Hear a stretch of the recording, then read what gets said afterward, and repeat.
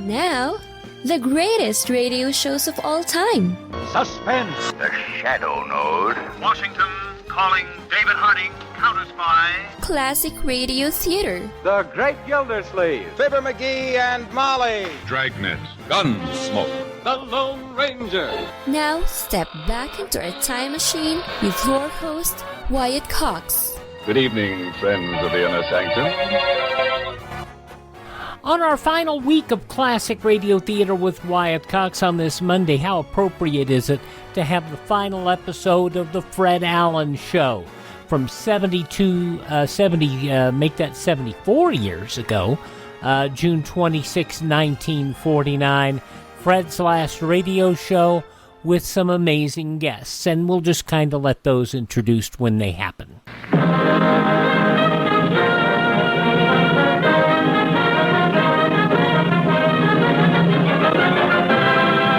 The Ford Dealers of America present The Fred Allen Show.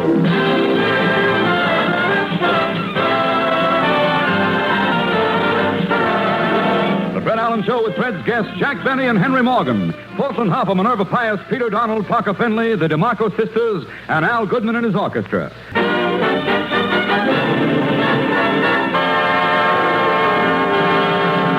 Well, it's Sunday night again, and here comes Fred Allen in his new Ford to keep his weekly date at the corner of Main Street. As Fred steps out of his Ford, he hears a voice say, Mr. Allen! Portland.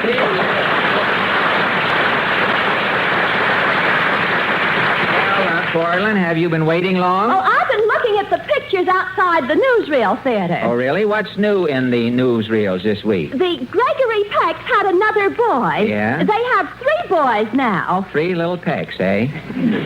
One more peck, and they'll have a bushel. Yeah? Yeah? What is that? What is that? What is... Well, I'd like to start things off with a laugh. With a laugh, huh? It would be better if you started things off with a joke, you know. It would help. Oh, a joke. Yeah. As the envelope said to the postage stamp, stick to me and we'll go places. Now, wait a minute. Now, look, wait a minute. Don't... Well, I'm as hot as last Wednesday. You are as hot as any corner of an ice cube. That is... If I can keep up this pace, I'll end up with my own program. Yes, you will. The way radio is going, that is quite possible. If you... Tell me, what else is in the news? Milton Berle has a newspaper column. Oh, I have seen that. I read it from right to left. You know, they have it in the paper where you do. Milton wants everybody to know he's a columnist. I know Berle walks around Lindy's on his knees so that people will think he's Billy Rhodes. Milton went out to Hollywood to make a picture for Warner Brothers. Yes, I saw that, too. It's going to take 3 weeks after the picture's made. He has to pop his own corn to go with the picture. When Berle's picture plays the Strand, it will pack the streets. Well, enough about Mr. Television. Berle is the only comedian I know who uses an air wick for a straight man. Say, I just happened to think. You told me to remind you about Jack Eigen. Oh, yes, Jack Eigen. Tonight will be the last time Jack Eigen's name will ever be mentioned on our program. Are you going to bid him farewell? Yes, Portland, I am. Let us bow our heads, sister, and face the Copacabana. As for the last time we mention his name, Jack Eigen.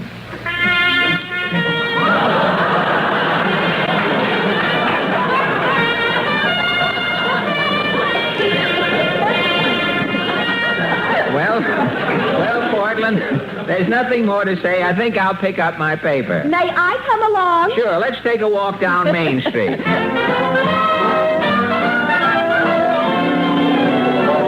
What does the paper say? Say, here's an ad for that radio program I'm going to be on tomorrow night. Oh, DuPont's Cavalcade of America.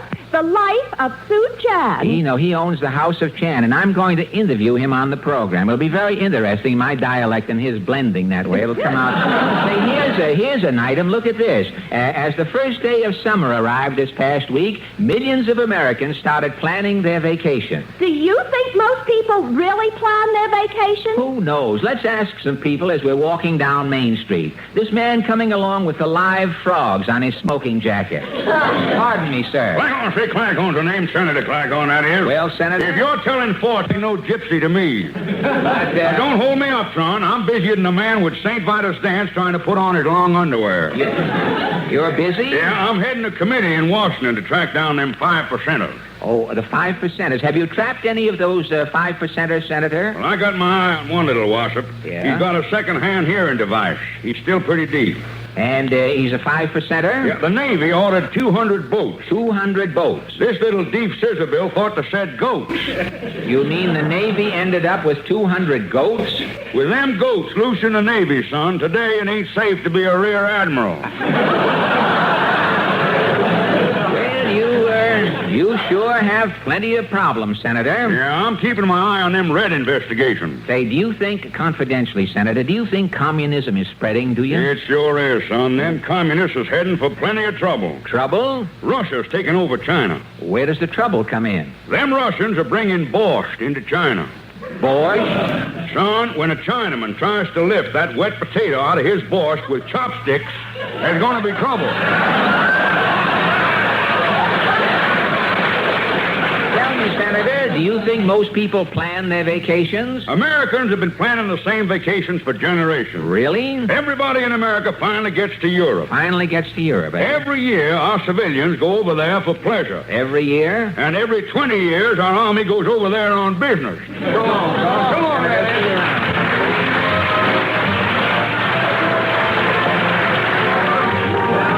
Come on, Portland. Come away from that jewelry store window. I just learned something. Really? The diamond is the hardest mineral in the world. Well, why is the diamond the hardest mineral? It'll make an impression on a woman. Hey, that's real good, isn't it? Look who's coming out of Howard Johnson's with the ice cream cone. Who? Titus Moody. Oh, hi, Mr. Moody. Howdy, Bob. Mr. Moody?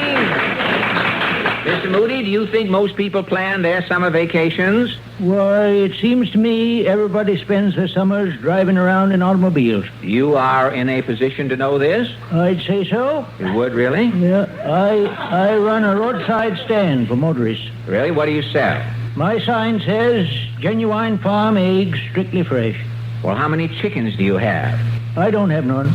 Well, with no chickens, how can you run an egg business? Every morning I buy a lot of eggs at the A&P supermarket. At the A&P? I set the eggs out on my roadside stand in nests. I see. Then I dress up as a rube. You dress up as a rube, eh? I put on a big straw hat. Yeah? Tie a red bandana around my neck. Stick a straw in my mouth. Then I go down by the road and I lean on a long rake. Well, what happens when a motorist drives up to your stand? Why, I start yelling, well, I swan, by heck, and other rustic expressions. So, the motorist, he thinks he's dealing with a country jay, a pea picker. A pea picker, hey? He says, how about it, Zeke? Are them eggs fresh? Yeah? And with that, Miss Moody, she's under the counter meditating. She starts clucking. She's clucking. And the motorist buys the eggs? I ain't missed a sale in 20 years. Well, how many eggs do you sell? Well, I can only sell 60 eggs an hour. Well, why only 60 eggs an hour? There's one born every minute. So long, bud. So long.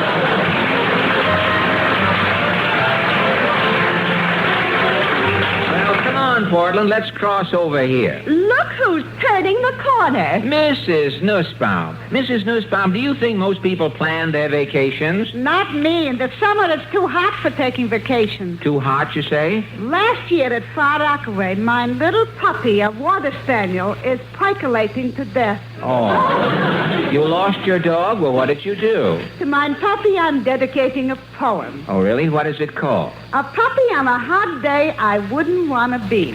Yeah, it's a little doggerel, hey? Well, how does it go? A puppy on a hot day I wouldn't want to be. A puppy on a hot day could be someone else, not me. A herring on a hot day I would be. Likewise, a guppy. But one thing I would hate to be on a hot day is a puppy. A puppy on a hot day can wag his tail a minute, This will stir a breeze behind, but the puppy isn't in it. For the puppy, I feel sorry. On a hot day, he will pant. I can take my coat off, but a little puppy can't. Good night, Mrs. Nussbaum.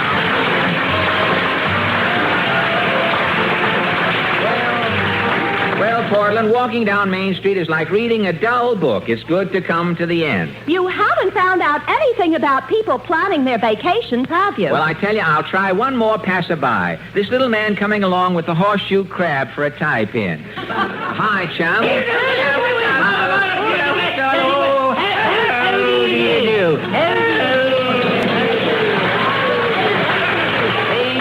Cassidy. Stand aside, me boy. I'm celebrating. You're celebrating what? Sure, the drought is over. The beer strike ended. Well, you look as though you've been making up for lost time. Yeah, I think I drank too much beer. Really? Why? Every time I perspire, me perspiration has a head on it. Well, tell me, Ajax, do you think people plan their vacations? No, me boy, I don't plan nothing. I have the same vacation every summer. You do? To get away from the humdrum routine, the grind of doing nothing all year. Yes. For me vacation? Yes. I go to work for 2 weeks. Come on, you boy. So long, Ajax. Fred Allen's last trip down Main Street, the last episode of the Fred Allen Show, June 26, 1949, on this final Tuesday edition of Classic Radio Theater with Wyatt Cox. It's an oddity today to bring you the last episode of the Fred Allen Show from 74 years ago today, I should say, on our last Monday of Classic Radio Theater with Wyatt Cox. We'll be here through Friday with our last set of shows. This show, though, special stars Henry Morgan and you know who. June 26th, 1949.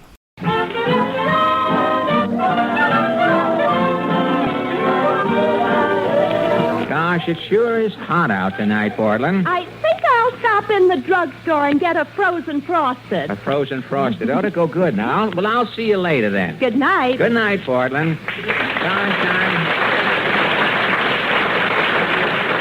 I'm sure going to miss Main Street, the jewelry store, the grocery, the pawn shop. Say, who is this man in front of the pawn shop with a moose head under his arm? Hello, Fred. Henry Morgan. Henry, you in front of a pawn shop? Fred, when I'm working, I'm in front of the cigar store. Well, I know. When I'm not working, I'm in front of the pawn shop. I gotta hock this moose head. Hock? But, Henry, you've been working all winter. I know I have, Fred, and I appreciate it.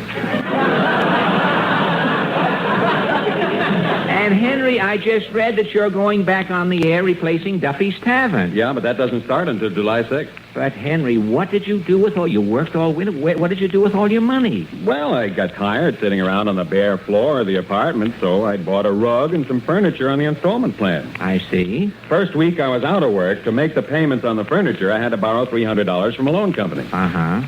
Now I owe the loan company, so I have to pawn my moose head.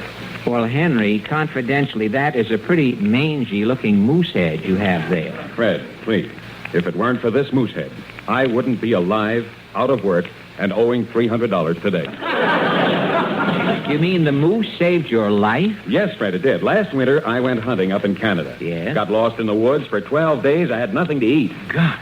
I was sitting by the edge of a lake, watching myself slowly starve to death, when this moose peeked out from behind a tree. You saw the moose, did you? I did. I picked up my rifle. Yes? I was just about to pull the trigger when the moose looked at me with those big brown eyes. Yes? I didn't have the heart to shoot. I put down my rifle. The moose knew that even though you were starving, Henry Morgan, you had spared his life. Yes, and he was so grateful, that moose walked over to me and dropped dead.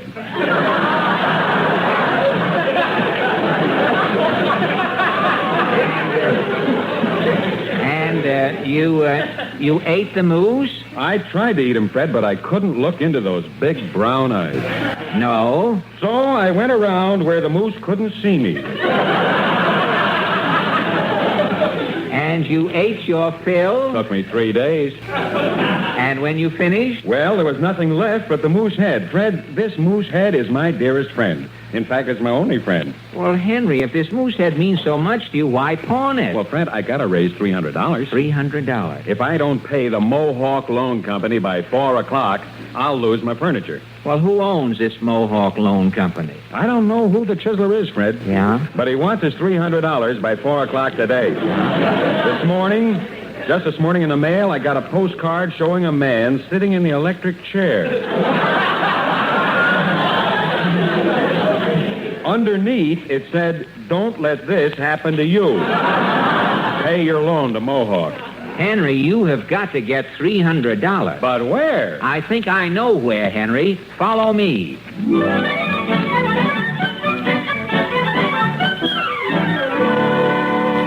Well, Henry, here we are. This is the Chase National Bank. I'll see if this party is in. Say, guard. Yes, sir. We're looking for Mr. X. Is Mr. X expecting you? Yes, I'm a friend of Mr. X's. Go through that iron door and down the circular staircase. Thank you very much. Come on, Henry. Fred, who is Mr. X? Henry, his name is never mentioned. Yeah, but do you think he'll lend me the $300? Quiet, here's another guard. You looking for someone, gentlemen? Mr. X. Is Mr. X expecting you? Yes, I'm a friend of Mr. X's. Go down through this trap door and crawl through the tunnel. Thank you. Come on, Henry. Gee whiz, Fred, it's dark. Say, how much farther do we have to crawl? Henry, there's a flashlight. Halt. Who goes there? It's all right, guard. We have some business with Mr. X. Mr. X is in his personal vault. Straight ahead. Thank you. Come on, Henry. Help me open this door.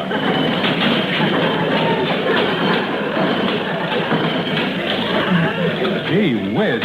Fred, look at the money in this vault. It's stacked up to the ceiling. I think Mr. X is coming. Hello, Fred. Mr. X, Fred, this is Jack Benny.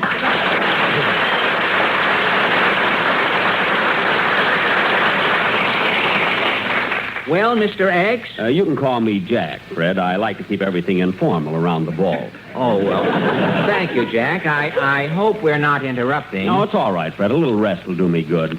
I've been counting steadily since 5 o'clock this morning. I've got a cramp in my tongue from wetting my finger.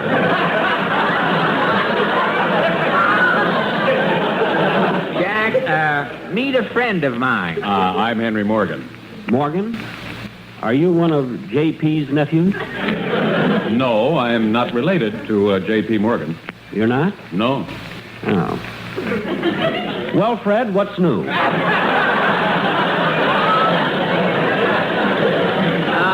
Nothing much, Jack. How long are you going to be in town? Oh, I'll be here counting all summer. Oh, you will. This is Mr. Benny's vacation, Henry. He always spends the summer in his vault here. Gee, don't you miss the outdoors, Mr. Benny? No, it's cool down here, and it's so nice and green. Hey,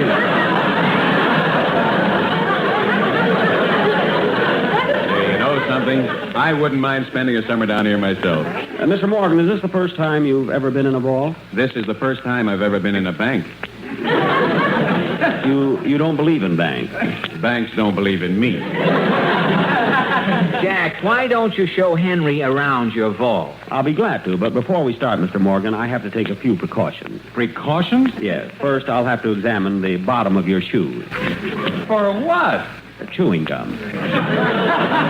See, last summer, Rudy Valley came in here with chewing gum on his shoes, and when he left, 20 $10 bills were missing, and Rudy was 4 inches taller. Henry, why don't you take off your shoes? All right, I think I will. Mr. Benny, you mind if I go through in my bare feet? No, not at all. I'll carry your shoes just in case. Oh, thank you. Now, before we start, Mr. Morgan, are you a student of money? Well, Henry knows what money is. But I haven't been exposed to it lately.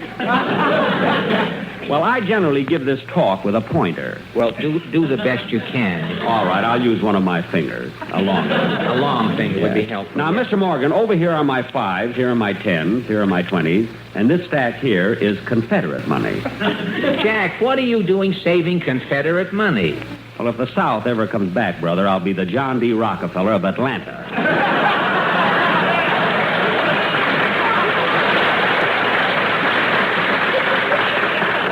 Tell me, Mr. Benny, what is this in the glass case? Oh, that is the first dollar I ever made. Well, it looks like a string of beads. It's wampum.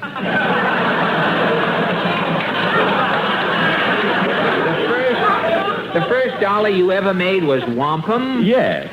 A nearsighted Indian passed through Waukegan when I was a boy, and I sold him my mother's shawl for a blanket. Oh, I see. Jack, don't you ever think of anything else but money? If I ever do, I'll go right to a psychiatrist.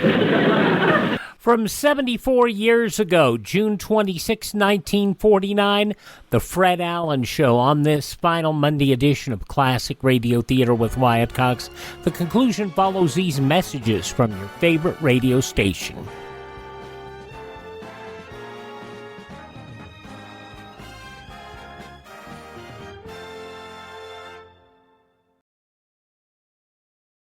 Just going to take a minute here to tell you about the big savings going on now, the clearance sale at mypillow.com. And you know, I've talked about how in my office I have a pair of my slippers, and they're really comfortable, and they're on clearance right now. The mypillow.com slippers, $25 a pair, limit 10. And I would buy 3 or 4 more pairs. Unfortunately, they're out of my size. They also have sheets, pillowcases, clothing items, all on special right now. Go to mypillow.com, click on the clearance tab at the top of the page, use my promo code Wyatt, or call 1-800-928-4715. Limited sizes remaining in the MyPillow slippers, limited colors on other items. mypillow.com, clearance tab, promo code Wyatt, 1-800-928-4715.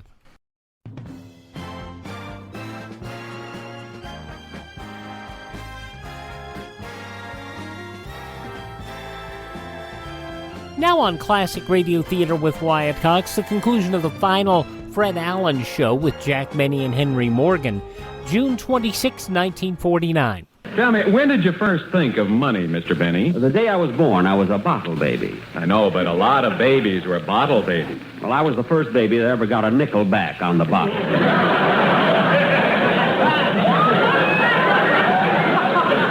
And you've dedicated your entire life to the accumulation of money? Yes, my boy, I have it. It's my fond hope that when I die, I'll go to Fort Knox. Jack, the reason I brought Henry over... Yeah, Mr. Benny, you see, by 4 o'clock... 4 o'clock? What time is it now? It's 3:45. The boy should be checking in. I wonder... Oh, that must be one of the boys now. Come in. Number 1 reporting, Mr. Benny. Okay, number 1. We had a big day, 4,682 nickels. Good. So long, Mr. Benny. So long, number 1. Say, Jack, what are all those nickels? I run my own turnstile in the subway. But nickels? Since the city went to a dime, I'm cleaning up. Mr. Benny. Excuse me, Mr. Morgan. That's probably one of the other boys. Come in. Here you are, Mr. Benny. Oh, thanks, Mert. We had a big day today, 7,600 nickels. Good. So long, Mr. Benny. So long, Mert. Jack, another turnstile? No, I also run my own slot at the automat. But how do you... I have a compartment with a live herring in it. A live herring? When someone puts a nickel in the slot and the little window opens, yes, the herring feels the draft and slaps the window closed with his tail. Jack, you mean? I trained this herring, and it was time well spent. Well, how long have you had the herring working for you in the automat? Only 6 months. He's already brought me in over $800. Hey. Say, Mr. Benny, by 4 o'clock, if I don't have $300... Excuse me, Mr. Morgan. Come in. Here it is, Mr. Benny. Thanks, Bob. I got a whole chimney full today. Good. Merry Christmas, Mr. Benny.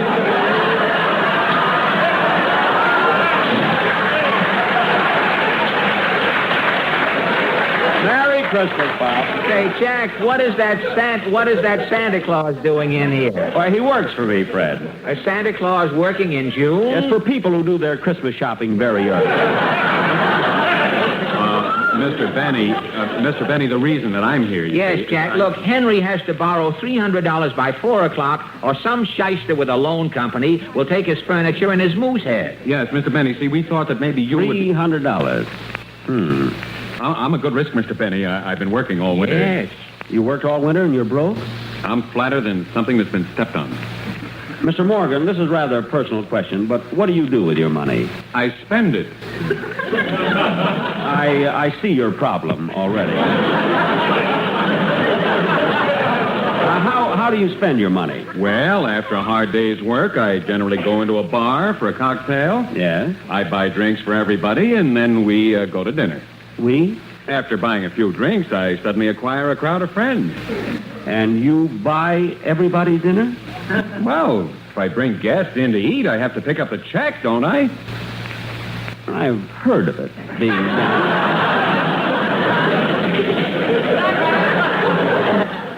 Well, after dinner, the whole gang follows me to a nightclub. I pay the check and tip everybody wearing a mess jacket.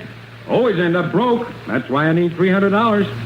Mr. Morgan, if you would do as I do, you wouldn't need $300. Well, what do you do? Well, after a hard day's work like you, I go into a bar. And you buy a drink? First, I let out a shriek so everybody sees me, and then I faint. You faint? A crowd gathers. Somebody gives me 3 or 4 brandies to bring me to. I get up off the floor, take hands all around, and leave for dinner.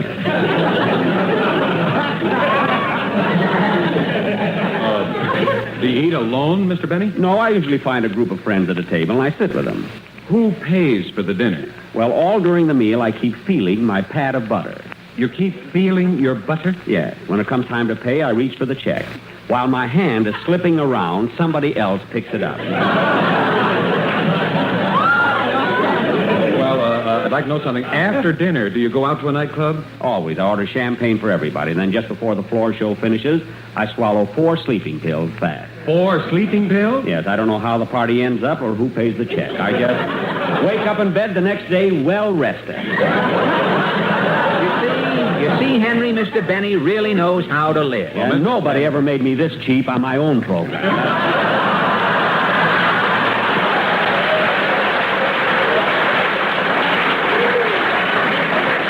Well, Mr. Chief, Mr. Benny, I'll certainly follow your advice.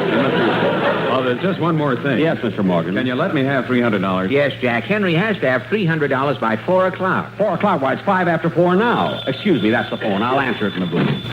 Fred, it's 5 after 4. I'm ruined. Now, Henry, don't go to pieces. Well, Fred, my furniture, my moose head, the Mohawk Loan Company will take everything. Henry, I'll go home with you. Maybe I can talk to the shyster who's president of that Mohawk Loan Company. Oh, I'm sorry, fellas. I have to leave. That phone call was urgent. Some business just came up. Well, let's go, Henry. Maybe I can give you fellas a lift. Which way are you going? Well, I'm going home. I live on East 61st Street. Really? I'm going to East 61st Street. I live at 331. Now, that's a coincidence. I'm going to 331. Then you must be coming to my house. I don't know. I have to pick up some furniture and a moose head. Jack, steady. Besides running a turnstile in the subway, a slot in the I auto... also happen to be the shyster who's president of the Mohawk Loan Company. And just like that, the show was cut off. He ran along on his last show. Ironically, Fred Allen left radio for the same reason I'm leaving classic radio theater with Wyatt Cox, and that is health issues. Fred's health and had lots of health issues, and so do I. I just can't put in the hours anymore. I apologize to you, and I apologize to everybody. June 26, 1949, Fred Allen on our final Monday get-together here on Classic Radio Theater with Wyatt Cox.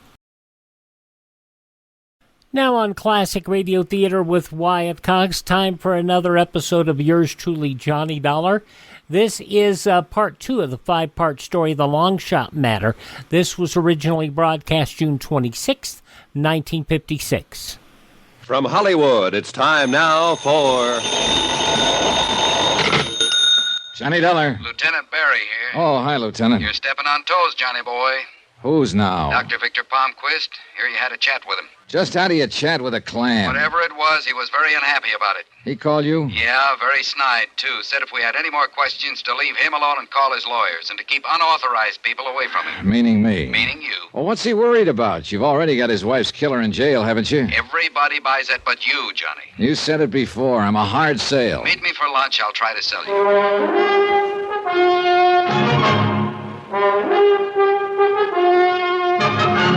Tonight, and every weekday night, Bob Bailey in the transcribed adventures of the man with the action-packed expense account, America's fabulous freelance insurance investigator. Yours truly, Johnny Dollar.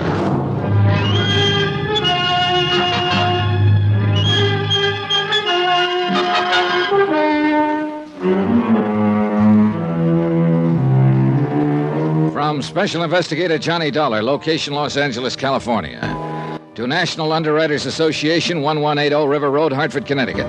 Assignment, the Longshot Matter. Expense account continued. Item 3, $1 even. Taxi to the Barclay for lunch with Lieutenant Berry. But let me backtrack for a minute. Coming down in the hotel elevator, I kept thinking over what the lieutenant had said, and I disagreed completely. I wasn't a hard sale. It's just that I wasn't an early sale. There were too many angles to the death of Mrs. Palmquist, too many things I didn't know yet. I got proof of that the minute I stepped outside the hotel. The white cad sedan parked directly across the street contained a real interesting combination of people. Eric Palmquist, the doctor's son, and Steffi Lund, the doctor's nurse. The moment they saw me, they did what every amateur sleuth does. They drove away as fast as possible, thereby becoming just as conspicuous as a second nose. By the time I reached the Barclay, Lieutenant Berry had ordered for both of us. You don't like it, order something else, but it's the best they got. Matter of fact, it looks pretty good. Now, as I was saying... Yeah. So, Palmquist nurse and his kid are an item. You waiting for me to look impressed? You get up out of the wrong side this morning, Lieutenant. Look, I don't like the smell of this deal any more than you do, but what does it all add up to? You're sent out here to look into a possible killing. Which happens. Victim, Mrs. Palmquist. So, an ex-convict sits in a cell accused of the murder. The accuser and witness, the dead woman's husband. The con insists he's been framed, that the husband is the killer. But the husband is well alibied, bringing it down to the setup known as ex-con versus respected citizen. You know there's more to it than that. Don't give me lessons, Johnny. You think you've come up with one thing we don't already know about? I got checkouts going on the doctor, his nurse, his son, everybody within shooting distance of this thing. Don't get any ideas we're asleep down at the hall. All right. Give me a little fill, huh? Who? Palmquist's nurse, Steffi Lund. Nice kid, never been in trouble. At least we couldn't find any. What about the boy, Eric Palmquist? Typical rich doctor's son. Kind of wild, sensitive, gambles, but Papa can afford it. Also hits the booze too much for a kid that young. What about the doctor's alibi, Laura Considine? Yeah. Knew I should have skipped that one. Your eyes look like they're whistling. Isn't that awful? At my age, too. All right, Johnny, she's clean. By the way, where does she live? Has a big house in Long Beach.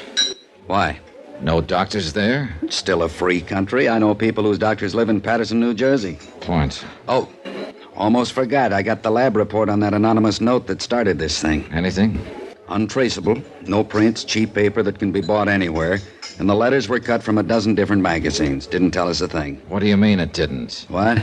It told us someone was going to try to collect on a policy.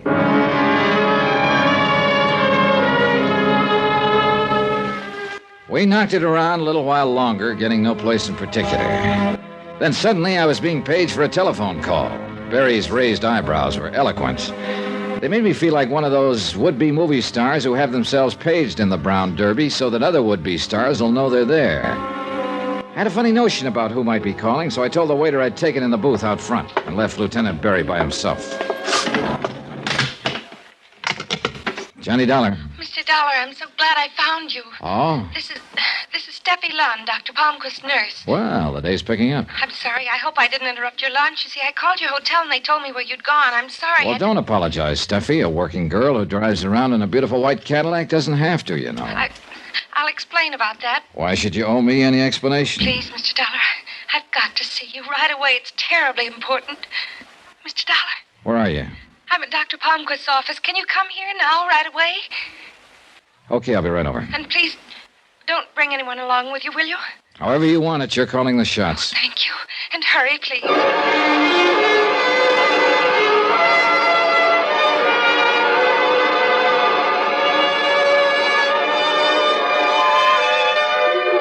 Expense account item 4, citation for speeding, $25. The carbon copy reads 63 miles per hour in a 35 zone.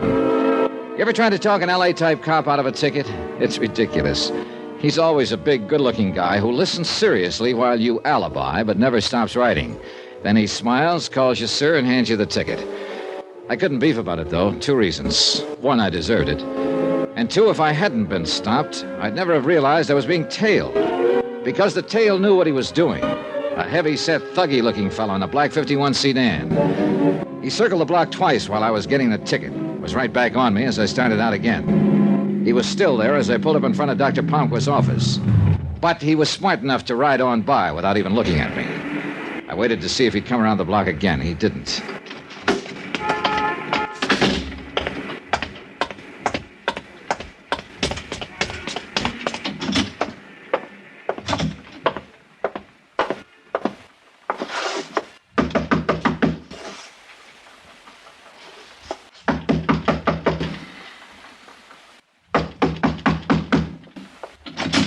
Yes, sir. What is it?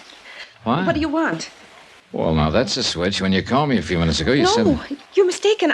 I didn't call now, you. wait just a minute. I didn't call you. Don't Her you words were understand? deliberate, emphatic, but her eyes were suddenly doing the real talking, signaling desperately into the room behind her, trying to tell me that she wasn't alone. But I wasn't the only one who caught the signal. Get away from the door, Steffi. Come in, you. Did you hear me? I said come in. Eric, please. Hello, Eric. What seems to be the trouble around here? That's far enough. Oh, now, come on. Why don't you put that thing down? Your family's had enough misery with 38s. Darling, do what he says. Why did you call him, Steffi? Why? Because somebody's got to help you because of what you're going through and what it's doing to you. Eric, I can't stand any more of it. You're half out of your mind with fear. Now listen to him, Eric. Maybe he can help. You think he can help? You think anybody can? One thing's sure. That gun's not going to help you any. Come on now, kid, put it down. No, because nobody tells me what to do. Not when I've got a gun. They're afraid to. That's right. They're afraid to. You're both afraid, aren't you? It's nice. It's nice for somebody else to be afraid. I like that. I really like that. He wasn't even looking at us anymore, just somewhere off into space. Somehow, Steffi sensed that I was waiting for a chance to grab his gun and motioned for me not to. And suddenly I remembered where I'd seen that lost, empty look before. Mrs. Palmquist, Eric's mother. She'd had her share of that look the day she died. Mr. Dollar, help me with him, please. I picked him up, put him on the couch. He had that terrible whiteness that a deep faint brings, and Steffi didn't waste any time. She loosened his collar, shoved his head forward. In a few minutes, he shuddered once, came to, took a deep breath. We made him comfortable on the couch, but you could see that it had been a rough trip for him.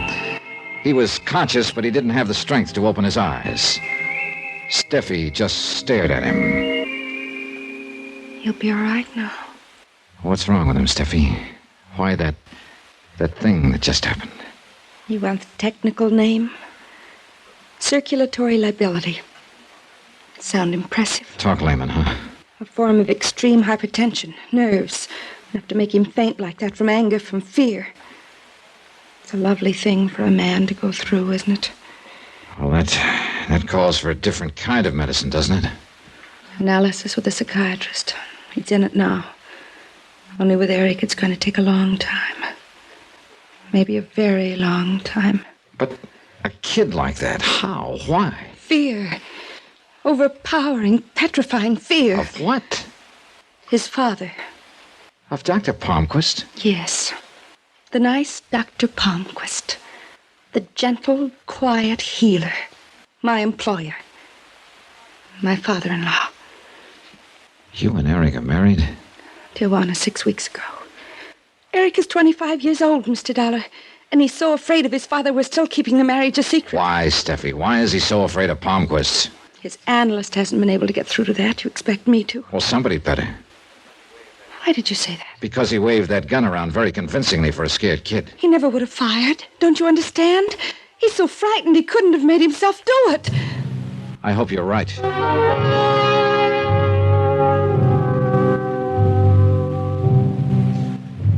I didn't think it was quite the time to mention one small fact.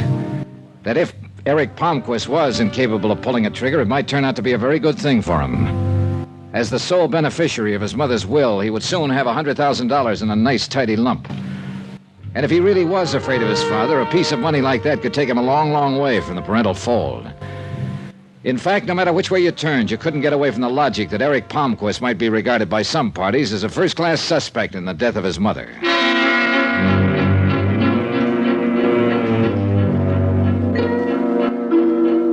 Steffi was still pretty much upset when I finally left her, and I must admit that my own mind wasn't exactly at ease.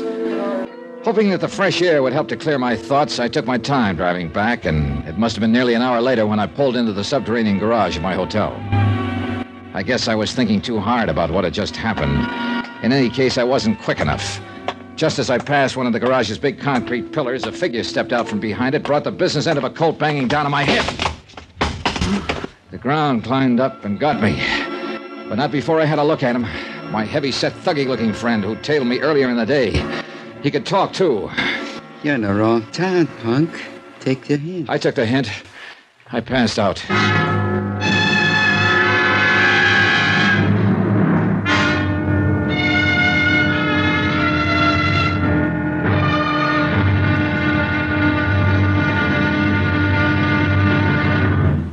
Now, here's our star to tell you about tomorrow's intriguing episode of this week's story. Tomorrow, a study in reactions. 3 of them.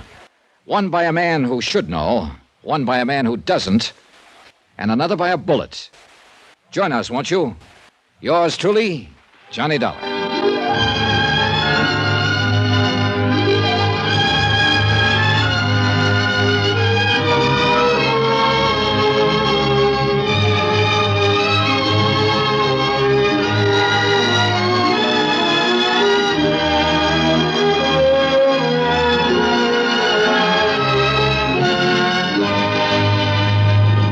Yours truly, Johnny Dollar, starring Bob Bailey, is transcribed in Hollywood. Written by Tony Barrett, it is produced and directed by Jack Johnstone. Be sure to join us tomorrow night, same time and station, for the next exciting episode of Yours truly, Johnny Dollar. Roy Rowan speaking.